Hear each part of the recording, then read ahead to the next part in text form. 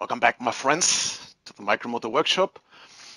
You know, preparing a live stream is a lot of work and a lot of things can go wrong.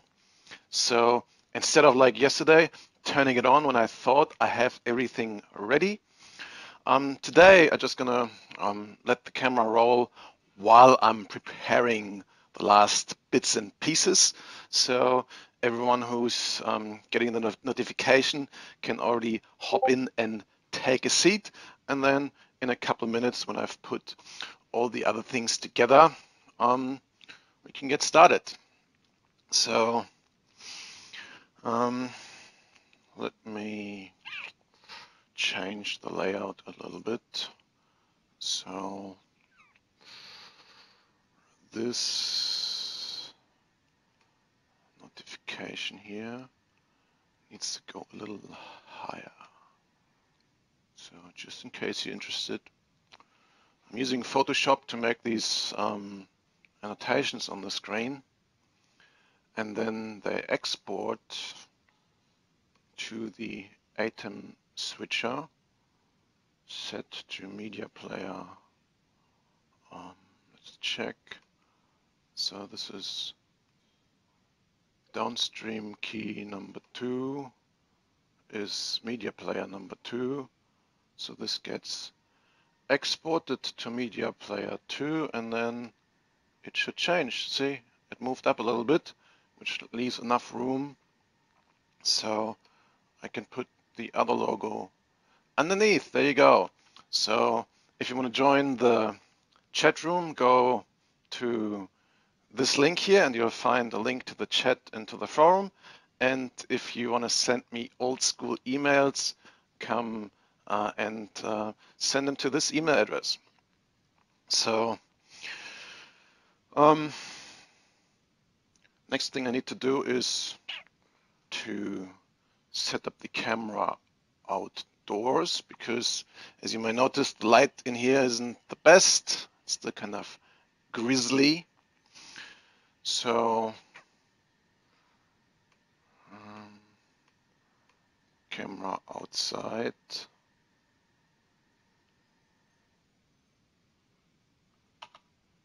Is working. Then last bit is camera 6. This laptop here in the back, which is displaying the chat room.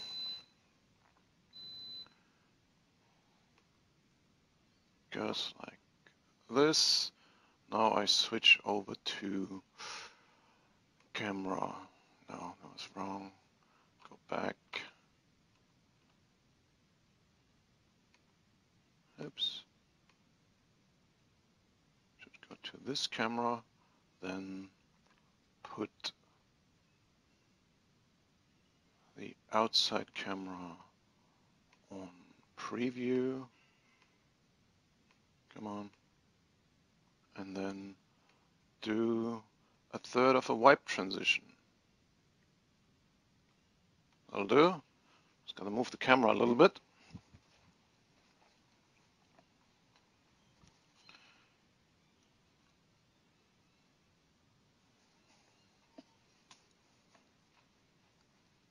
That should kind of work. So I would say it's time for the show to begin. Let's remove this one. Oh, yeah, I removed the right one. And let's get things moving.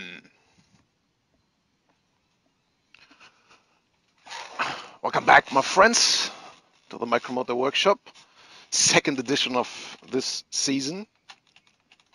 And yeah, last time worked out all right. I'm still using this share link aggregation service to stream to Facebook and YouTube at the same time.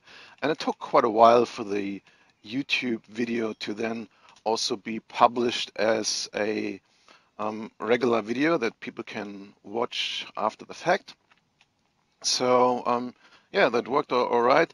If you can give me any feedback on that, if you've been watching this stream live or recorded, if you have any issues with video or audio quality, please pop it into the feedback either in the comments or in the chat or into the forum.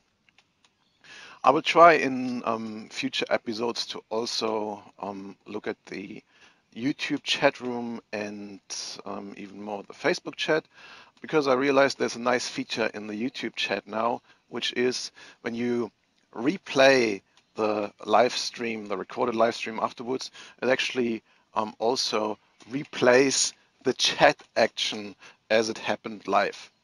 I think that's a neat feature that motivates me again to use the YouTube chat, even though it had, or maybe still has, quite a few limitations. For example, you can't post links and videos, and also, as we've noticed last time, as soon as the stream gets more popular and it kind of gets passed around on YouTube, then yeah, lots of funny folks are entering that chat room as well. Whilst to go on the chat room in the closed custom brushed group or onto the Facebook page seems to be a little more effort for the spam artists. So let me see if someone already made its way into the chat room. Where do I go? Here. So I'll mainly be still looking at the Discord chat room. So if you are a frequent visitor to this place, please come around to the chat room that I have linked up here. And yeah, if you want to send me an old-fashioned email, the link is somewhere over there above the chat room. So last time only a couple of you made it into the MMW Livestream Discord chat. PG, Stingrazor, and Ken. Well, Ken missed the stream and came on afterwards. So yeah, appreciate those who came back to the old place. And for those of you who have posted questions in between yesterday and today, I have made a little list, and yeah, let's kick off with that. So as some of you might have seen, I've posted a video yesterday sort of showing in brief how you can replace the motors on the DJI/Rise Tello, because yeah, the manufacturer didn't really plan for that. So the motors are hardwired into this quad, and as soon as they get ejected by, let's say, a medium crash, then yeah, the wires are sort of designed to snap straight off. So you need to solder some connectors to the wires, and then you can install some other motors. I flew a few packs through it yesterday. Well, it takes a while to fly a few packs because at first the flight time is really long. So even with those motors, you still get more than 10 minutes of flight time, but also the charge time is very long. So I only got like, I think 3 packs in yesterday, and that worked all right. So that was the first question of, I forgot who asked it. Do your Tello replacement motors work at all? Yes, they do. Otherwise, I wouldn't publish that. So even though I didn't show in that video that this thing still flies afterwards, yes, it does. It flies just as before. And then someone asked a question on that video, is it worth your time to replace the Tello motors? Well, it took me less time than 1 pack of flight time through this thing. So, decide for yourself if it's worth 10 minutes to keep this thing flying, or if you want to chuck away this $100 toy because the DJI support tells you, it wasn't made to be fixed. You can send it in for repair, or you can just buy a new one. So yeah, I've decided to take it up by myself and fix it, and turns out it's not that hard. And these motors, which are 8.5 by 20 millimeter, 15,000 kV, perform just as the Tello motors, the stock ones.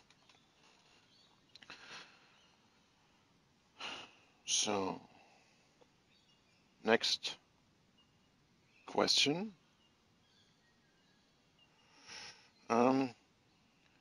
Someone in the chat room, so Xeroni, I don't know you yet.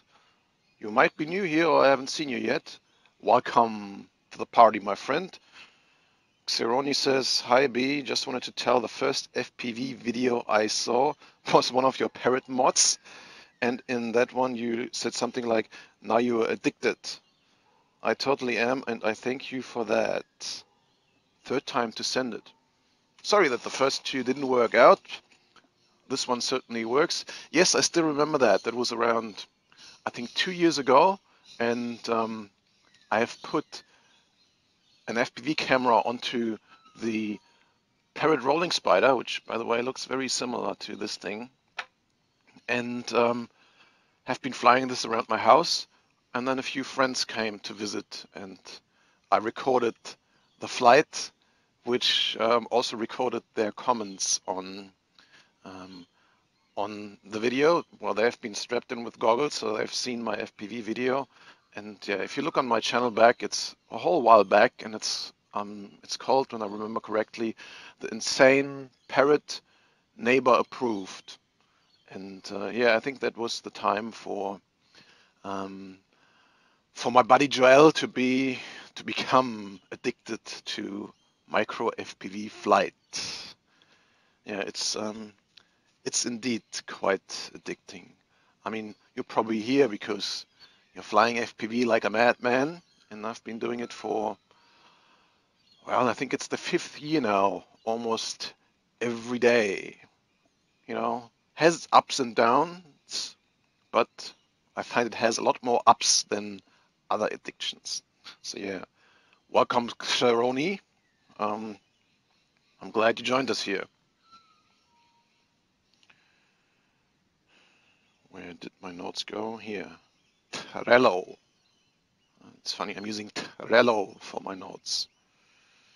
In case you are looking for a great task management software for yourself or for your team, I recommend Tello, T-R-E-L-L-O. Someone else asks the question. I'm sorry, I really should put the names in here who has asked them. We have more frames for the Inductrix FPV Plus. Great question. And yes, I will have eventually. When exactly, this question could have been answered by Australia Post, but instead they again decided to lose my stuff, and yeah, I'm gonna wait another couple of weeks for more supplies. Thank you, Australia Post. Big shout out to you guys. It's just incredible how unorganized and messy you are. I think most of the stuff I sent with you guys arrives, but if it doesn't arrive, you guys are such disorganized, helpless people. It's unbelievable. So yeah, if you want to send something important, don't send it with Australia Post. Enough rant of that. Stickers are still on my list. Lots of people have asked me about stickers, and finally I got the act together, and my buddy John has printed quite a few of them. Well, it's hard to see. They're these triple layer peel-off stickers. So you peel off one side and you stick it on, and peel off the other side. So we have Micromotor Warehouse logos in a variety of sizes and a few other things. If you want to have stickers to your order, just reply to the order confirmation message and say stickers, and we'll chuck some in. I will also create a shop product, so you can just add them to your cart when you check out. They won't cost anything. Yeah, just for you an easy option to say, hey, give me some stickers. So yeah, we'll have that happen too.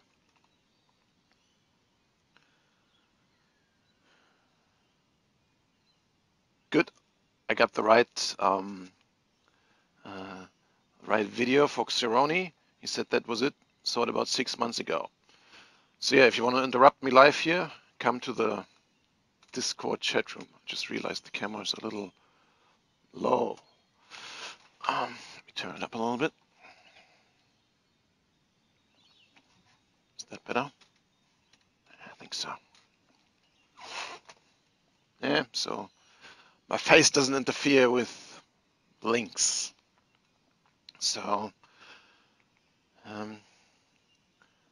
that's as many offline questions I have accumulated. Well, there might be a few more, but I haven't linked them directly to the stream. So yeah, please ask some more questions to keep busy here. Otherwise, I'll make up a few other topics. One of them is brushless microquartz. A lot of people have asked me for it, and since Beta FPV was offering for, I think, a couple of weeks now, these what are they called? Beta 75 Pro. I bought this one here. That was the first one, and yeah, it didn't fly very well. And after a couple packs, one of the motors gave up. Until then, it only flew for 2 minutes, so I asked them, yeah, this motor here really turns really hard. So yeah, just a slight crash, and then the bell kind of got loose, and yeah, it didn't work anymore. I think the C-clip at the bottom just slipped. It didn't really get off all the way, but enough to yeah, destroy the motor. But even before that, it only had like 2 minutes of flight time and really poor performance compared to a similar setup, same size, same battery, similar props, but 15,000 kV brushed motors, more flight time, more punch. So they said, no, yours must be broken. We're going to send you a new one. So props to Beta FPV for sending me this new one. Motors are still nice and smooth. It still feels kind of weak though. It doesn't have anywhere nearly as much power as the same setup with 15,000 kV brushed motors. So yeah, I mean, this thing is only 120 bucks RTF, or well, bind and fly. There was no transmitter with it, but it came even with a battery, so just plug it in, bind, and off you go. I really like that it flies very nice and smooth, so has a lot less jerky issues, especially on low throttle compared to a brushed setup, but it only has low throttle. So punch it and it kind of gently moves up to the sky. So yeah, you know, for relaxing flights, it's all right. I just wish in that case it would fly longer, but yeah, there you go. Not really excited about it, but yeah, it works. So yeah, not a too shabby setup all up. Oh yeah, I just had this radio here because I was just flying another 2 packs through this thing, what I just received the other week.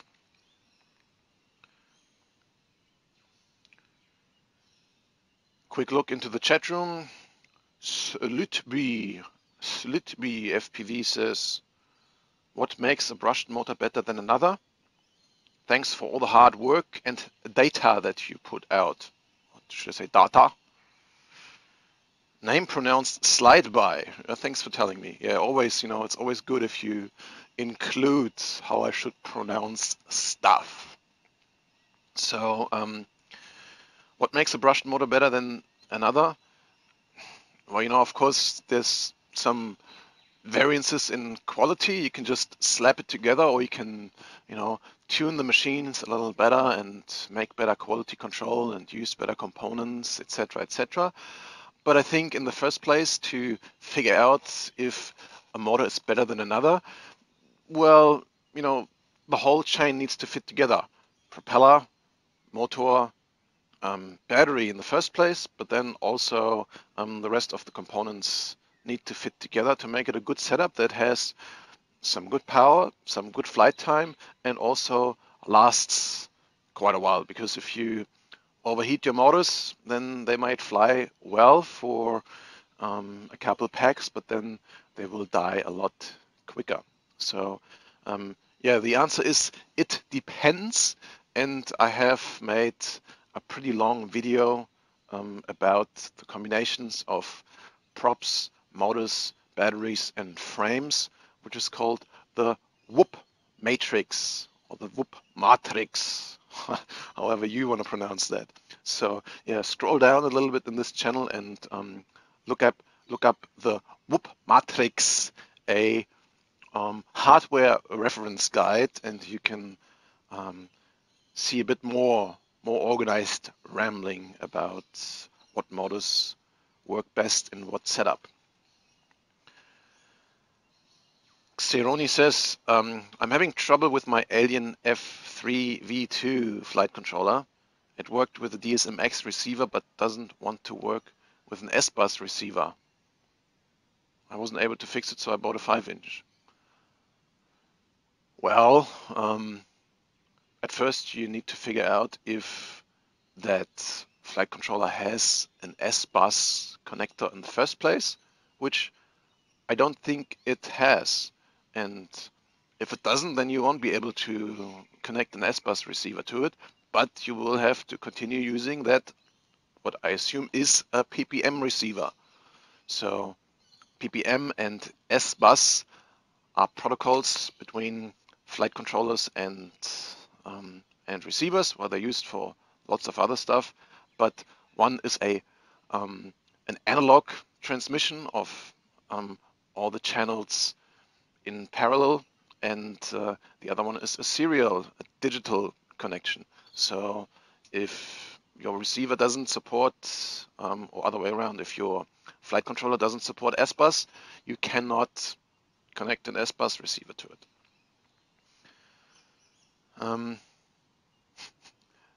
Zeideman, is that how I pronounce your name? Says, every time I break one of the Racer Star 8.5mm motors, I wish I had some of yours black motors. Well, they break too, so you know, not much of a difference there, I guess. But I can give you some tips on how to not break them. So the most important tip to not break your brushed motors is to install the propellers flush, which means push them all the way down. It doesn't really work on these ones, for example, so I don't plan on crashing that thing. So that's why I really didn't bother about doing it to these props and motors. But one of the most common things that breaks brushed motors is pressure on the props pushes the shaft through and then dislocates the end cap or destroys the commutation, the contact between the coils and the brushes. So if you cannot push the prop all the way down, and if you do this, I recommend to push against the end cap and then push the prop all the way in. If you can't do that because the shaft is too long or the hub isn't deep enough, you can either take a 0.9mm drill bit and extend the hole in the prop a little bit to make sure it seats all the way down, or you take a little round piece of something. For example, I snip off little slivers of a RC antenna from a toy car and take the prop off, put this little shim over the shaft, and then put the prop back on, and then the propeller will not be able to bottom out and push the shaft in. So yeah, that's one of the main tips I can give you to not destroy your motors. So That's the end of the chat room so far, but I see Slide By and Seidemann are typing. So for the time in between, I want to make you guys a little offer who are watching this. Thanks for being an early adopter of this new format here. I have a bunch of these models left, which kind of went out of fashion.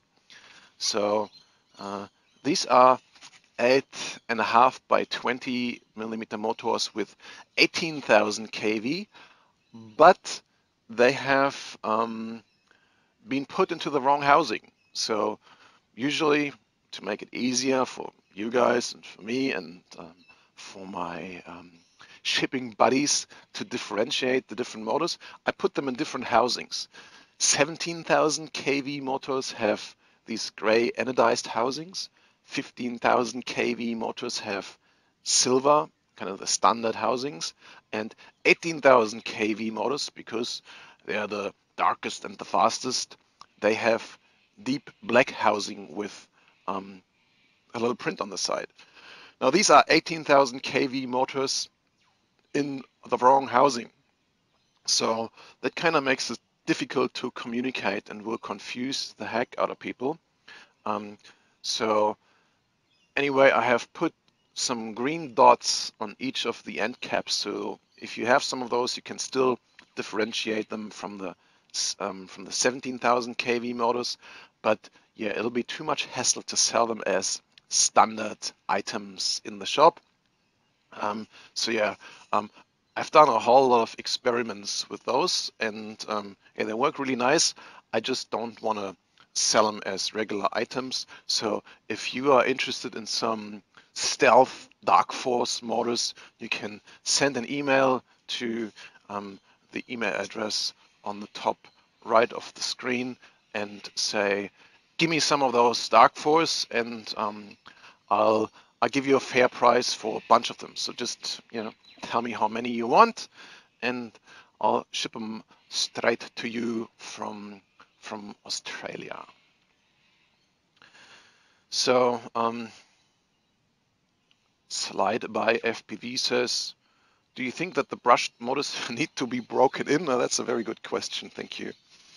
I have heard go into Betaflight and adjust the motors tab until they spin and wait about 10 minutes. Does this help the life of the motors if we are flying hard on them, outdoor flying mostly? This is a astoundingly long-lasting myth, which I can understand that people come up with that myth, because back in the days where we used to race cars with brushed motors, it was a common thing to do, and it actually improved lifetime and performance and lots of other things if you wear in your brushes on your brushed motors. But these motors were significantly different from the brushed motors that we use on these little quads. The brushed motors that we had to break in had carbon brushes, basically just a square piece of carbon that is pushed with a spring against the commutation.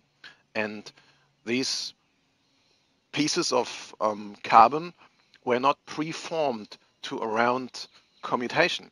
So you had to wear them in, and people put their motors into oil or into water or whatever and let them run for a while until the commutation has worn off these carbon brushes, and then they formed a much better connection surface, which allowed for lower resistance, for higher currents, and for a lot less sparking.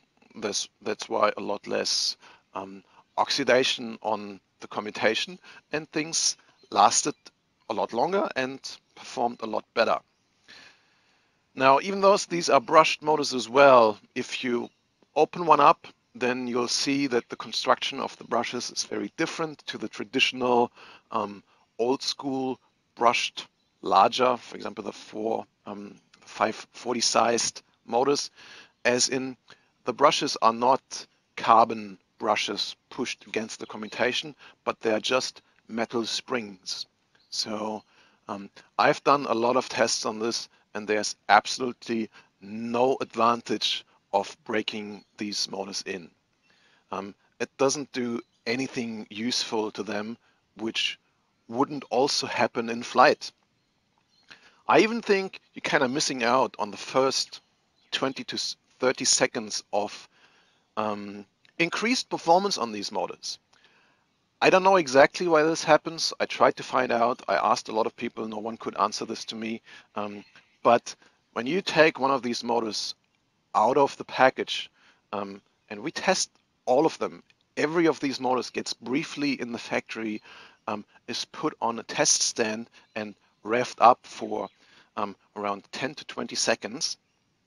And then even if that time has passed, if you then take this motor, which has already been driven for a short amount of time, if you take that and do not break it in and punch the throttle straight from the start, you will get around another 20 to 30 seconds of increased performance over the then settled down performance which then will have for around 5 to 6 hours before it starts to taper off and then break eventually. So you don't increase the performance or the lifetime by varying these motors in. You are, in the best case, taking off some of the limited flight time you have on these motors, because once the brushes break, this is the #1 reason why these motors stop working. The brushes break, get bent or oxidize, and then the motor loses performance and stops working. You take away some of that flight time by breaking them in. And then the biggest problem by breaking them in is many people break their motors by breaking them in, because things might go wrong that you don't realize. For example, if you've stuck on a propeller too hard and it binds a little bit and you just put this thing there and keep it running, the prop might spin, but the resistance could be that high that you're overheating this motor and it'll give up before you have even flown this thing. Whilst if you would have put this thing down and started to fly, you would have noticed there's a problem and would not have flown this. So yeah, in my opinion, breaking in these brushed motors is a double waste of time, of your time and of the motor's time. So if you ask me, don't do it.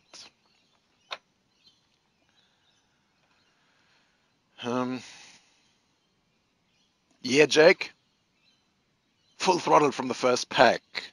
That's the way. Stingraiser asks, is there a frame available for the Indy FPV Plus to use 8.5mm motors? Yes, there is.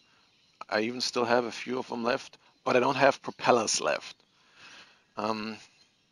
You can go onto my website and search for the 8520 frame, 8520. It's also explained in the Whoop Matrix hardware reference video, the implications of that. I'll just quickly touch on that. The only working prop I found for this is a 48mm 3-bladed prop, and that doesn't work too well. Well, it's okay, but it's not as efficient as I hope for.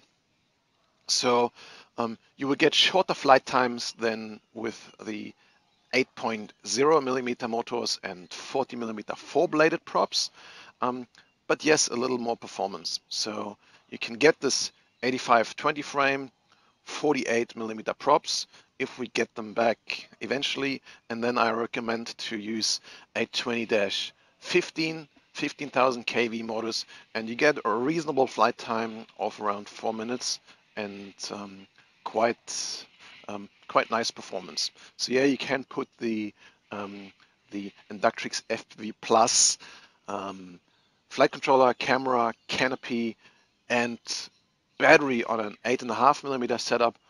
Although I really don't recommend to use the stock battery in that case. It's okay for the 8.5mm motors, for the 8.0mm motors, but for 8.5mm motors, it's getting a little weak. Stingrazor says he had this debate with the guy on RC Groups who insisted that water break-in for coreless motors was the thing to do. Yes, I stopped arguing about this topic in forums. Whenever I see someone who is recommending that, yeah, go for it. Only here, no one can say something but me, or you can just post in the chat room and say, you're not right. But here, in my backyard, I'm very comfortable to say it's nonsense to break these motors in. Lars, yes, Lars, I think Las. Forgot your name, sorry buddy. I know you've been around for a long time. I think you're from Germany, right? Tag, guten Abend. Says, a lot of new people here. Hi guys, if you want to hang out with old guys, visit the Lounge channel. You can find a lot of experts for all things FPV related over there. That's right. So if you are fresh to this channel and you've just clicked through and came to the Discord chat, I'm only here during the live stream, but you can also go into the sister channel, which we've called the Lounge. A lot of people hang out there all the time. So if you have any questions or are looking for friends in this hobby, come along and have a chat. So, and yeah, there's also a lot of grumpy old men, says Pilsner Popper, but we are all pretty good in dealing with old grumpy men, and we sometimes are old grumpy men ourselves. So if that's what you're after, come along for a little comfort and rant a little bit, and we'll work you out. Yes, Jake, we can all get along, I think. Just don't get too worked up about if you should break in your motors or not. If you want to break in your motors, then yeah, go for it. The motors in a glass of water. I use it to get more life in the motors when they're getting weak. Yeah. Yeah. So let me see if the Facebook thing worked out again.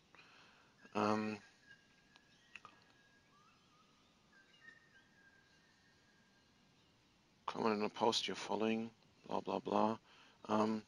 No. Is any one of you guys watching this over Facebook?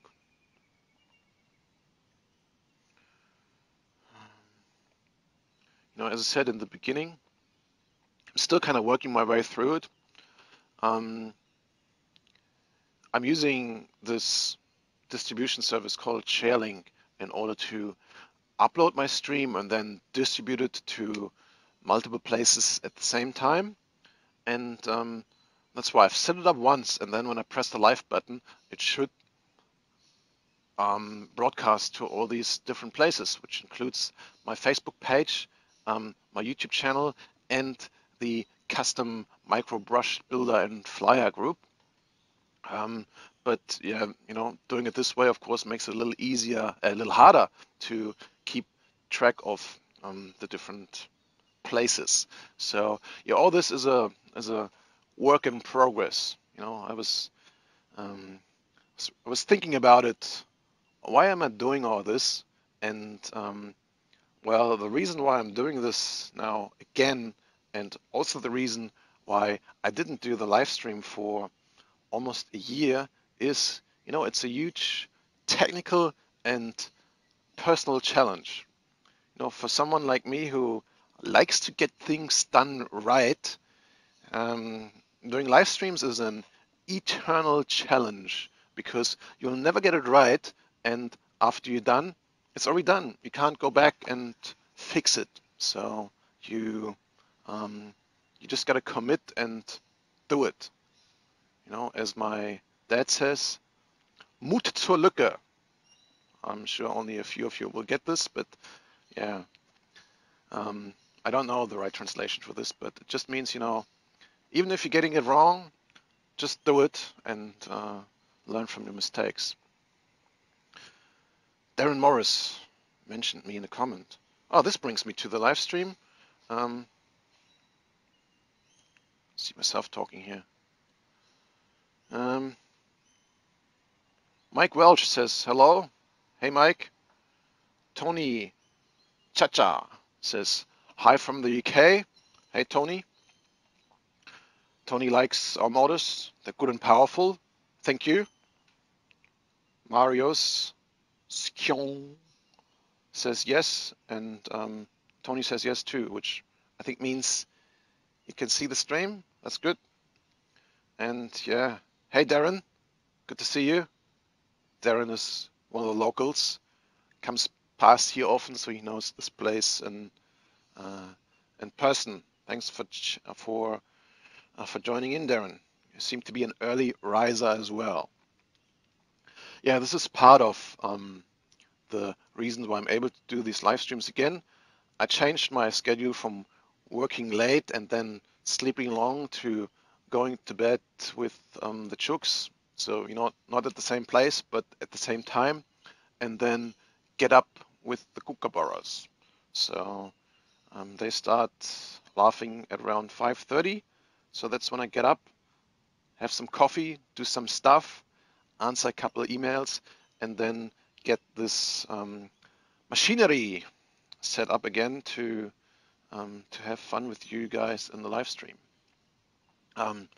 Yeah, but you know, personal and technical challenges are only, well, one part of the reasons why I'm doing this.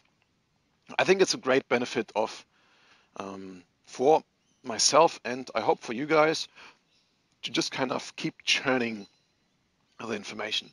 The most important things that I learned in this hobby and this industry came from you guys, and setting up a regular feedback loop that allows us to communicate without much delay.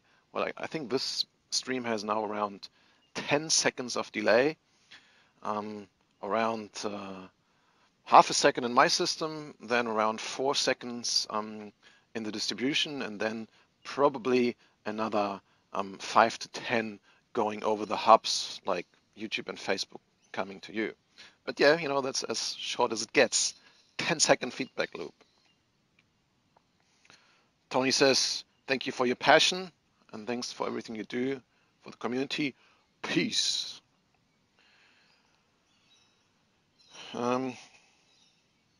Xeroni is in France. If everyone is in France, come and hit up Xeroni. Jake Rock says, I think you should drink the water instead of breaking your motors in the water. That's right. Opinions on Project Mockingbird. Yeah, you know, I have to apologize to the makers and the creators of the Mockingbird project, but I haven't really installed and tested this stuff yet. But I know that these guys are doing quality work, and if you want to improve the flight performance of your microquads, especially Betaflight Whoops, I strongly recommend to look into this. You know, it's not only a few smart programming moves around making this thing fly great, but also a lot of tuning of the PIDs, a lot of setup on your transmitter, and just in general, good knowledge and good help from good people. So my opinion on Project Mockingbird, thumbs up, my friends. If you want to learn, if you want to improve your flight experience, go over to these guys. It's a project that in the first place tried to emulate the flight characteristics of the Inductrix FPV, I think it was. Was it the Inductrix FPV? Yes. I think what inspired people was the mixing between pitch and throttle. So the first thing I noticed when I was flying this Inductrix FPV, the yellow one, when you tilted it forward, then it didn't lose altitude like almost every other quad. So I was constantly hitting the ceiling until I figured out what they did, and that is mixing some throttle into the pitch. So you just pitch and it keeps going at the same altitude. And yeah, that I think was what inspired the project Mockingbird, but it went far beyond that. And as I said, gives you all sorts of nice presets, tips, and help from real people who are interested in getting you to fly. Stingraiser is working fine. That's good. Slide FPV says if you want to if you want some help with live streams, I know the Dead Band Network would help out with streaming setups. I can have someone reach out to you if you want to do more live streams. I think you're doing a great job. Well, I think so far it's working. So, you know, if just you guys give me feedback, what's working and what not, I think we'll get there.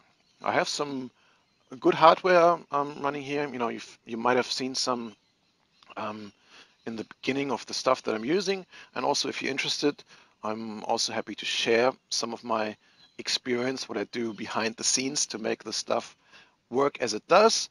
But you're also more than happy to discuss with you guys to make it work for you and improve things if you see stuff that doesn't work. Stingraiser asks me what I do for a living. I do run an online shop selling stuff like this.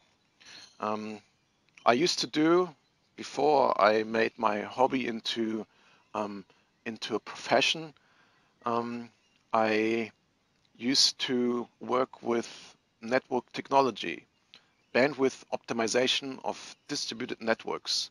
I used to be a consultant and teacher for network technology. I was employed by a German company and I was working for and operating their Asia Pacific business. So I was flying around a lot the Asia Pacific room and teaching people about network infrastructure and implementing corporate solutions. But then I finally managed to jump off the corporate bullshit. The water trick is for when you need to push a motor to get it to rotate.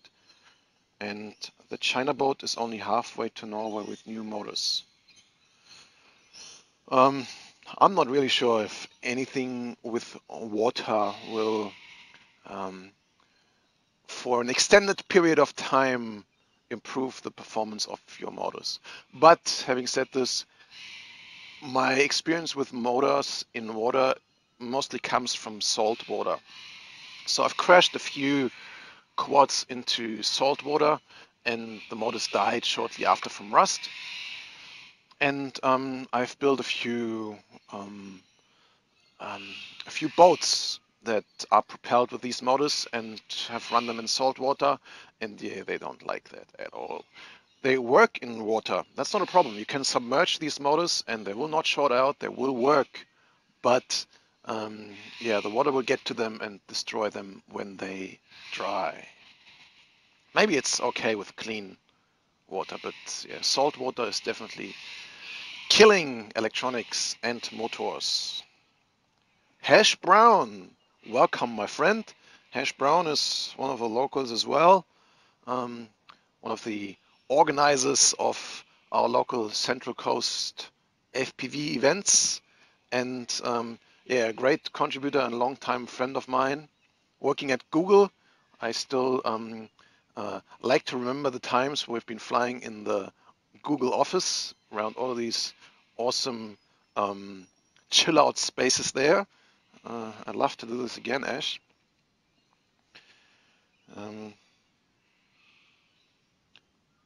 Madman, Long-time friend of mine as well. Unfortunately, I've never met you in person, but yeah, it's good to see you popping up everywhere. Your online presence is amazing, my friend. And he says, I was just going to ask if I was in the right place for the live chat. Yes, you are. Welcome back. You made it this time. Got some noisy birds over there. Yeah, that's the cockatoos. They live over in that tree, and in the morning they migrate over there and wreak havoc down there in the valley. You know, sulfur-crested cockatoos. They're also known as flying toddlers with bolt cutters for faces. They behave like drunken teenagers, so they come down, rah, and then they destroy everything. Well, at first they eat everything that's there, drink everything that's there, and then if they're done with that, they destroy everything that's left. Yes, no more corporate bullshit. What a relief. I think we have arrived at the end of today's episode. I'll have a quick look over at Facebook.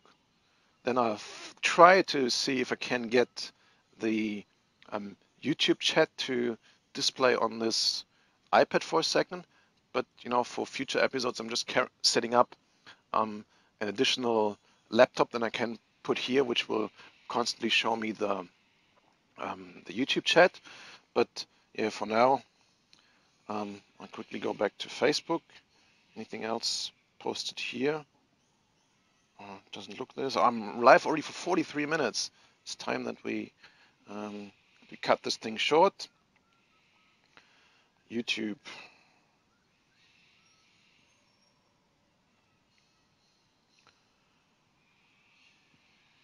YouTube. Switch account. Micro Warehouse. And then my current live streams. Your current live streams. Click on it. I can see myself now. But no chat room. Top chat. Top chat. Oh yeah, here we go. Ray Lugo, Eric Splan, Machabaka, welcome guys. Hello from Costa Rica Paradise, says George. Elliot Palfi, wanted to tell, you've been in the Discord chat, welcome my friends. Mad Mark is here, welcome Mark. Slide By is here as well. Jake Rock is here. Nick Burns, welcome Nick. I know you are a long time inhabitant of these places as well. Only time for 9 minutes of the live show. Missed the Potato TV. Well, we're back. Alan Nichols is here too, getting ready to order a Hual. How long shipping to Conus, which means continental US. Well, we have a warehouse in Texas, so if you select anything US warehouse, should be with you in a couple of days. Waxfire, happy to see you back on. Likewise, my friend. And yeah, appreciate your presence, Alan. Unreal Newbie, what's up? So yeah, that's been the Facebook chat. The YouTube chat. Quick look back at Discord.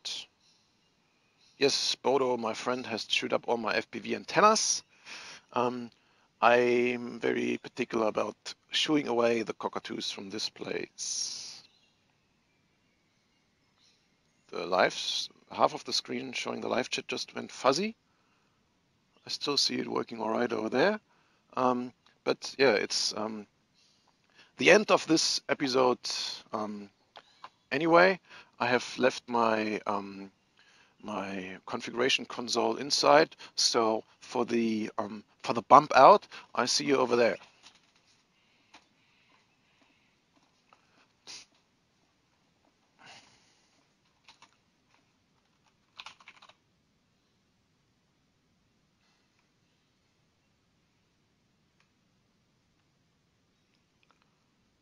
So I'm using a hardware mixer to control the stuff here.